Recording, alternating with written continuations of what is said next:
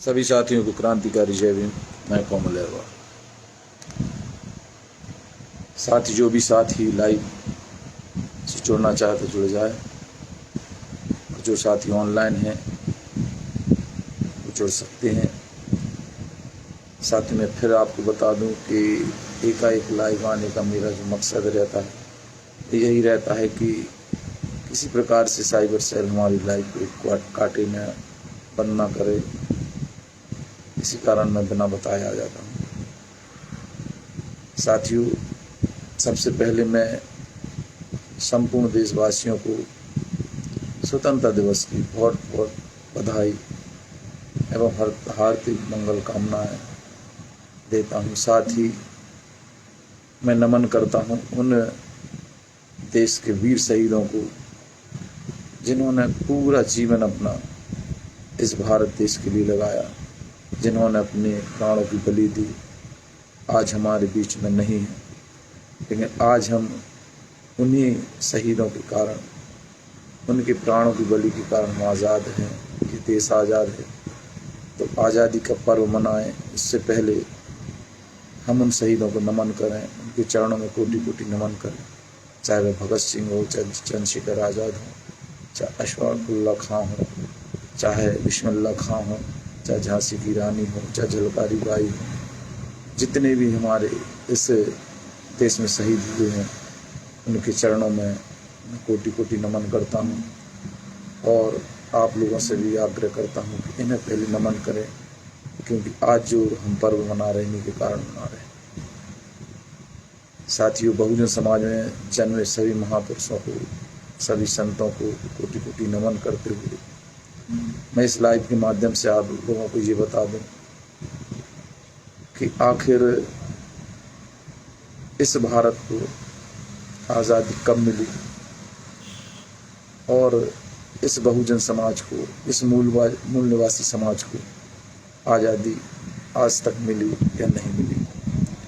तो जैसा कि साथियों आप जानते हैं, लाइव से जुड़ते जाएं साथियों। जैसा कि आप लोग जानते हैं कि आज के बहुजन समाज या मूल निवासी समाज, SC ST की बात कर रहा हूँ, अछूत वर्ग की बात कर रहा हूँ।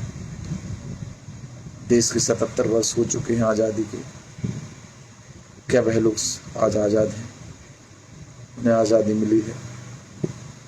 मैं अपने शब्दों में कहूँ, आज़ादी सिर्फ और सिर्फ हमें देश से मिली है, हमारे देश को मिली है। उन अंग्रेज़ों की प्रताड़ना से मिली है, उनके शोषण से मिली है। लेकिन आज हमारे बीच में जो बैठे अंग्रेज हैं, हमारे बीच में जो मनुवादी व्यवस्था लागू करने वाले अंग्रेज हैं, उनसे क्या हमें आज़ादी मिली? कि आज हम और आप घोड़ी पे बारात निकाल पाते हैं? क्या हम और आप हाथ का छुआ हुआ पानी वो लोग पी लेते हैं? या हमारे हाथ का छुआ खाना वो खा लेते हैं? नहीं। आज भी हमारे लोगों को पानी के मटके छूने पर मार दिया जाता है।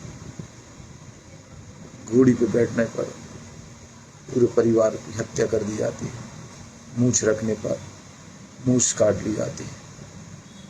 ये है हमारा भारत, ये हमारी आज़ादी, जो कि बाबा साहब अम्बेडकर ने कहा था कि सच्ची आज़ादी भारत की तभी है, भारत के लोगों की तभी है जब उन्हें सामाजिक रूप से आज़ादी मिलेगी, जब उन्हें राजनीतिक रूप से आज़ादी मिलेगी, जब उन्हें आर्थिक रूप से आज़ादी मिलेगी।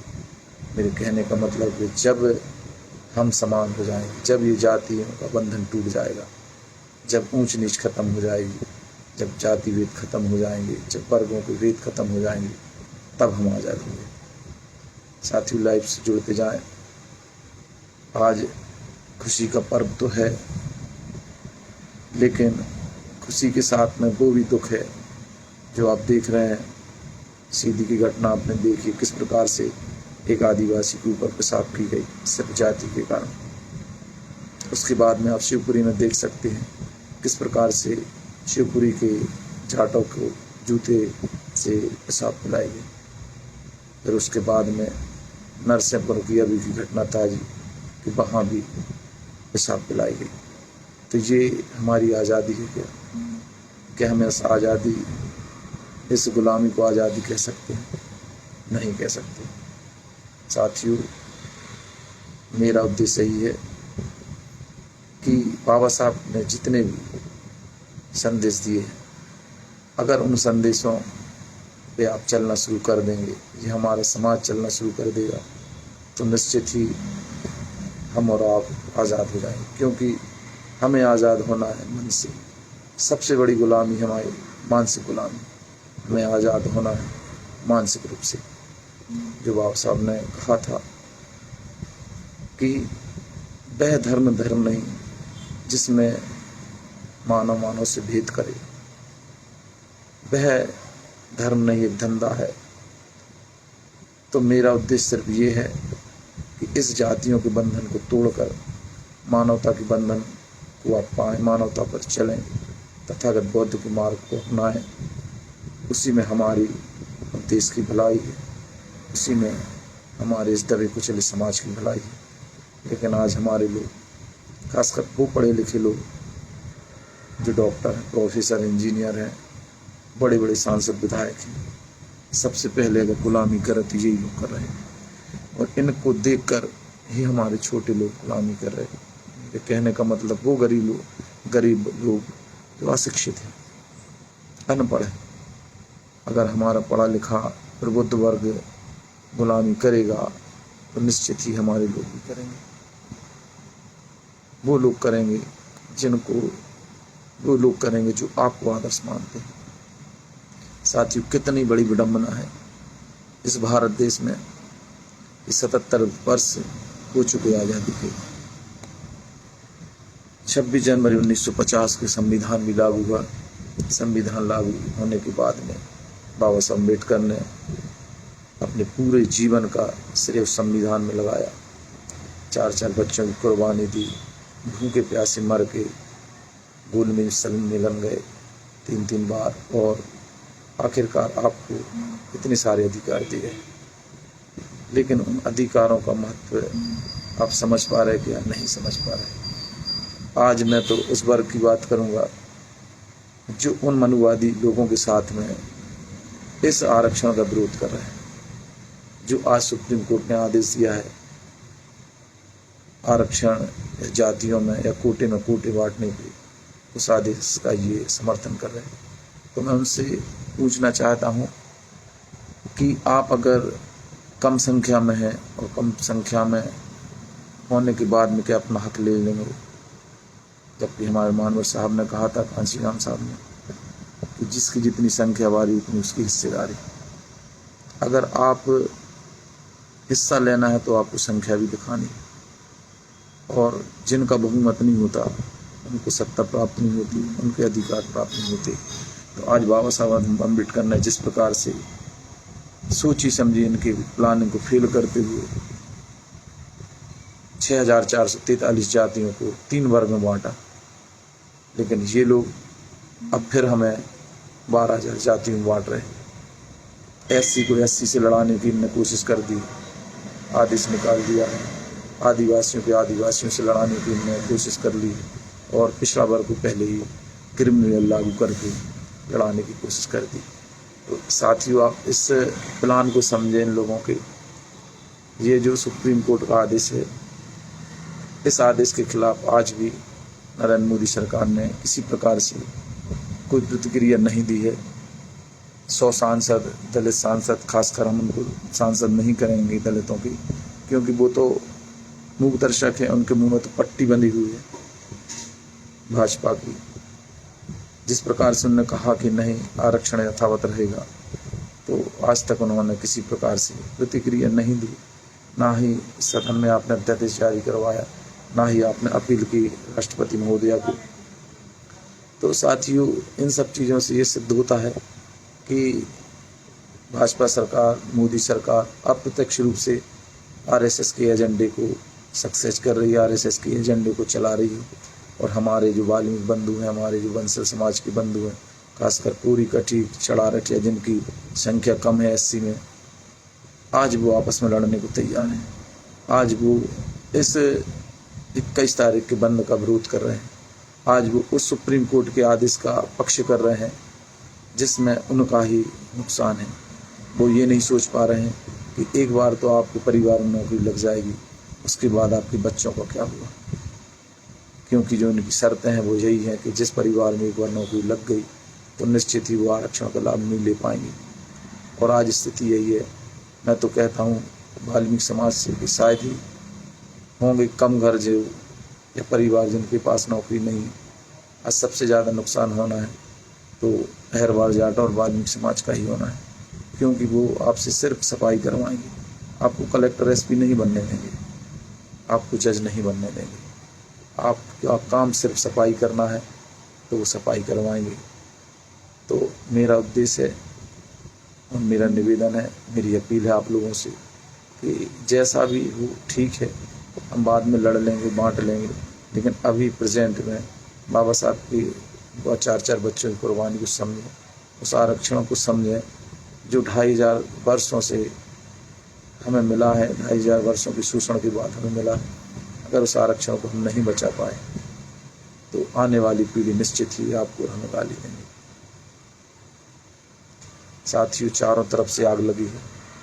बड़े बड़े नेता कूद रहे हैं 21 तारीख के आंदोलन में, लेकिन अगर दुख है तो उन नेताओं का है जो कल तक बड़ी बड़ी बातें करते थे, अपने आप को क्रांतिकारी और अम्बेडकरवादी कहते थे।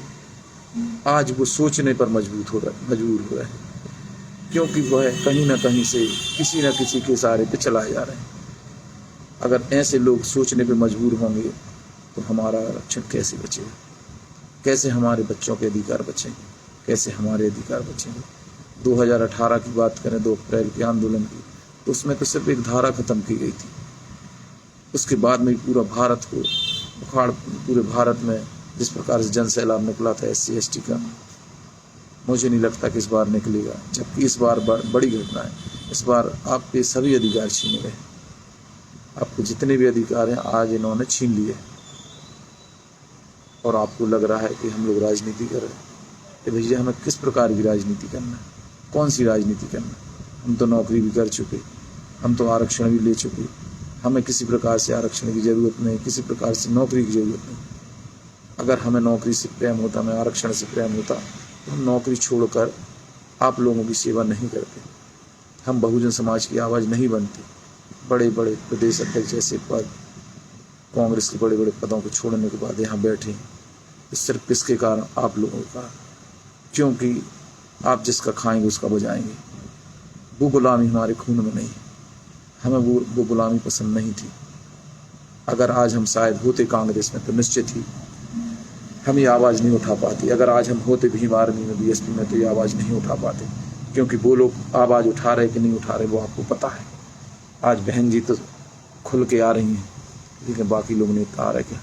मैं तो बात करता हूँ राहुल गांधी जी की, जो संविधान को लेकर घूम रहे थे, जो बहन जी ने हमें बोला था कि भाई अब कहाँ है वो संविधान के प्रेम करने वाले, संविधान की रक्षा करने वाले। तो राहुल गांधी जी और कांग्रेस के उन SC ST के नेताओं, सांसद, विधायकों से मैं कहना चाहता हूँ कि अगर ज़रा भी ज़मीर आपका बाकी है, ज़रा भी अगर बाबा साहब को अपने पड़ा है, तो 21 तारीख की तैयारी में आप लग जाएं, क्योंकि ये अंतिम लड़ाई है। इसके बाद हमें और आपको लड़ने का मौका नहीं मिलेगा। साथियों, मैं सिर्फ लाइव के माध्यम से, सोशल मीडिया के माध्यम से आपको कुछ आगे कर सकता हूँ, क्योंकि 3 महीने से मेरा स्वास्थ्य खराब है, मुझे चलने फिरने में दिक्कत है, मेरी किडनी में इन्फेक्शन है। उसके बाद भी मैंने ज्ञापन दिया और 21 तारीख के आंदोलन में भी आगे रहूँगा, और आशा करूँगा कि आप लोग भी रहें। साथियों, आप लोग लाइव से जुड़ जाएं, और जो बाद में लाइव देखें वो इस लाइव को शेयर कर दें, क्योंकि अब यही माध्यम बचा है आप लोगों तक मेरी आवाज़ पहुंचाने का और बहुजन समाज के दर्द को बताने का। साथियों, आज मानवर साहब होते, बाबा साहब अम्बेडकर होते, और हमें और तुम्हें इस प्रकार बटा देखकर क्या होगा या क्या होता उनका। उनको भी लगता कि हमने अपना जीवन व्यर्थ इनके लिए गंवाया है। इस मूक दर्शक समाज के लिए हमने गवाया है, जो खासकर भाजपा की चाटुकारिता कर रहे हैं। उनसे भी मेरा निवेदन है कि राजनीति सब करते हैं, और वहाँ अगर आपकी पहचान है, उस दल में अगर आपकी पहचान है, आप सांसद बन के गए, विधायक बन के गए, तो वो सिर्फ उस समाज के कारण गए। अगर आप समाज का नेतृत्व नहीं करते, समाज ने आपको वोट नहीं दिया होता, तो आप वहाँ नहीं होते। आज समाज के मुखिया बने हैं तो समाज के कारण बने हैं। और जब उनको पता लगेगा, भाजपा के लोगों को, आरएसएस वालों को, विश्व हिंदू परिषद वालों, बजरंग दल वालों को, कि आपके साथ में समाज का एक भी बंदा नहीं है, तो निश्चित ही आपको वो लात मार देंगे। तो फिर वो स्थिति क्या होगी, जब आपको लात मार देंगे और आप वहाँ से दूर हो जाएंगे, आप कहीं की नहीं रहेंगे, ना घर के ना घाट के। तो ये सब तो बात की चीज़ें हैं। अभी सबसे बड़ी हमारे सामने जो लड़ाई है, वो संविधान और आरक्षण को बचाने की है, इस बहुजन समाज को बचाने की है, इस आने वाली पीढ़ी को बचाने की है। क्योंकि सोचो, अगर ये आरक्षण आपका ख़त्म हो गया तो क्या होगा। मैं तो अपील कर रहा हूँ सम्मानीय मजिस्ट्रेटों से, जजों से, सुप्रीम कोर्ट से, कि आप में हिम्मत है, आपके अंदर मानवता है। अगर आप SC ST का भला चाहते हैं, जिनको नौकरी नहीं मिली, जिनके परिवार मजबूत नहीं हुए, जिनके परिवार मूलधारा से नहीं जुड़े, तो सबसे पहले आप जाति हैं, जो संविधान में भी स्पष्ट लिखा है कि इस भारत में कोई जाति, वर्ग, धर्म को महत्व नहीं दिया जाएगा।